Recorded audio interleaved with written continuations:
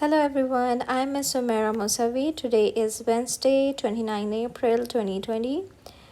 This is week 31 and we are going to study about equivalent fraction. And today we are going to do our book work, volume 2, chapter 8, lesson 8.4. Now, and still we are on standard 4 NF1. Now, are you ready for the lesson, dear? Good. Now, we are going to learn and find out the equivalent fraction by using various methods. By the end of the lesson, students are able to find equivalent fraction by various methods. Now, take few moments and see this number line and fraction bar.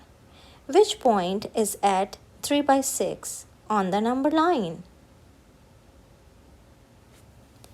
Now, yes, you're right. Now check out. This is a fraction bar. Okay, now which point we are going to find out? 3/6. So how many parts are there? 1, 2, 3, 4, 5, 6 parts are there. So from 0 to 1, how many parts? 6 parts are there. Now check out. Color the parts. 1 part, 1/6, 2/6, and 3/6. It's mean on 3/6, which point is there? C. So C is at the point of 3/6. Understand? Well done. So this is the first method to find out the fraction. Now check out some lesson vocabulary. What is a fraction? We already know that fraction is a part of a whole or a part of a set. Okay? And what is a whole? A thing that is a complete in itself. The top number is the numerator and the bottom number is a denominator in a fraction. Understand? Good. Now, what is an equivalent fraction? As we already studied in our previous lesson, that equivalent fractions are the fractions that name the same amount. Okay? So, equivalent fractions are the fractions that name the same amount. Understand? Good. Now, already we studied the rules. Now recall it again. Equivalent fraction can only be made by multiplying or dividing. And whatever you do in the numerator, you can do it in the denominator. Understand? If you are multiplying any number in the numerator, you can multiplying the same number in the denominator. Or if you are dividing the number in the numerator, you can also divide the same number in the denominator. Understand? Good. I hope you remember that. Now let's do the work together. Now, open your volume 2, chapter 8, lesson 8.4, page number 506. We will start with example number 2 because example number 1 is already solved. Now, Lilina has a counter of dry beans. The table shows the fraction of each type of bean. Which type of bean shows a fraction that is equivalent to 3/10 of the container? Now, see this table. There are black beans, there are kidney beans, there are garbanzo beans and lima. Okay, so you can see each fraction in the table has a denominator of 100. Okay, if you observe that each fraction has a number 100 in its denominator. Okay, so we are going to use the multiplication to find which fraction is equivalent to 3/10. Now see this. If we observe that all the denominator has 100, so obviously we are going to multiply a number which gives you 100 in the denominator. So the number is 10. Okay, so 10/10 gives you 100. Okay, so we say that 100 and 3 by 10 gives you 30. So 3 by 10 of the container has which beans? Lima's bean. Okay, so this is the equivalent fraction. Understand? Good. Now see the guided practice. Okay, so write the fraction of the part that is shaded, and then we are going to find out the equivalent fractions. So what we are going to do, we are going to write the fraction for the part that is shaded and also find the equivalent fractions. Now see this. The shaded part, what is the fraction of the shaded part? It is 2 out of how many? 4. Understand? Now what we are going to do, we are going to find out the equivalent fraction of our shaded part. Okay, so now what we will do, just recall your memory and remember your rule. The rule says that what you are doing to the numerator, you can do the same thing in the denominator. So what we will do, we will multiply any number by 2.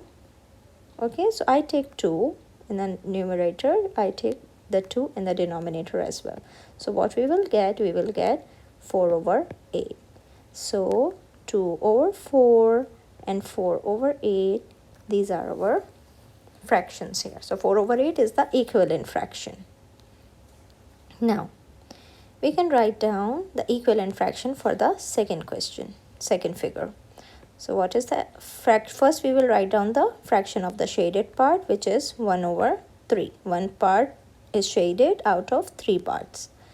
So what we will do to find out the equivalent fraction, we will multiply any number in the numerator and the same number in the denominator. So let's see, I will choose 3. So 1 times 3 gives you 3 and 3 times 3 gives you 9. So 3 over 9. Understand? Good. So what is the equivalent fraction of 1 by 3? 3 by 9 is the equivalent fraction of 1 by 3. Do you understand that? Good. Now see the next question. In question number 3, what we are going to do, write the fraction of the part that is shaded, then find the equivalent fraction. Again, we have a same type of questions here. Okay, so I think you are going to do it by yourself, dear. Okay, now we will go to another question. 7, 8, 9, 10, 11 and 12, 13 and 14 and 15. These questions we are going to do it together. Okay, now on page number 507, you can see question number 7. Now there are some fraction in front of you. You can find out, circle 2 fractions that are equivalent in each set of fractions. Okay, so there are some sets of fraction in front of you. We are going to find out which fractions are equivalent to each other. Now check out question number 7. 1 over 4. We can see that if we multiply 1 by any number which gives you 3 or 2, so we will start with 3. Okay, so 1 multiplied by 3 gives you 3. As if we are multiplying 3 in the numerator, you are also multiplying 3 in the denominator. So 3 by 3. Understand? So 1 by 3 gives you 3 and 4 by 3 gives you 12. So it's mean that you got this fraction. So 1 by 4 and 3 by 12 are the equivalent fractions. Now come to question number 8.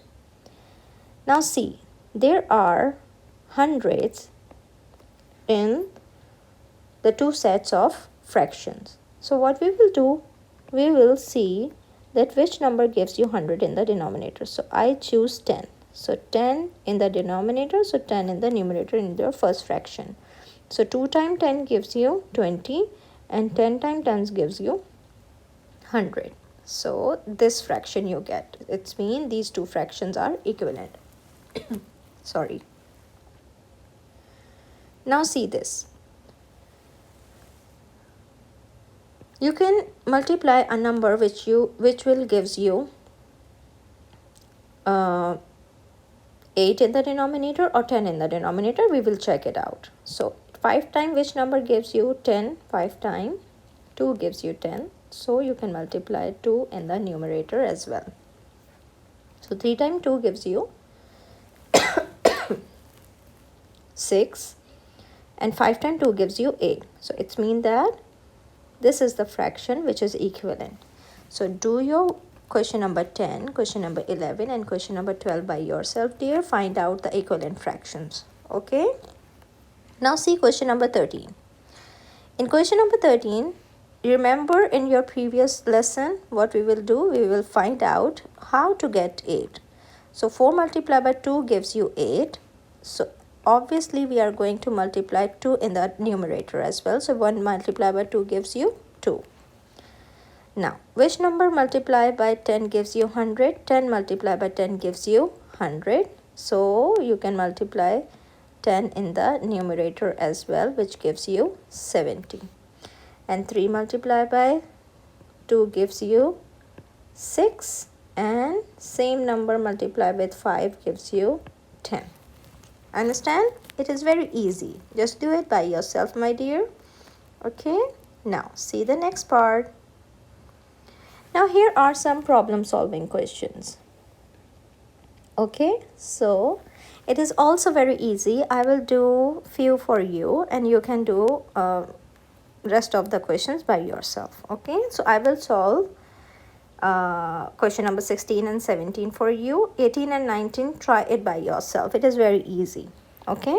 Now suppose 10 deers are traveling together. So how many total deers are there? Total deers are 10. Okay. If 4 of them are those and 3 are fawns, what fraction represent the number of bucks? Now see this. Those are 4, fawns are 3, and bucks we are going to find out the fraction which represent the bucks. Okay. So what we will do?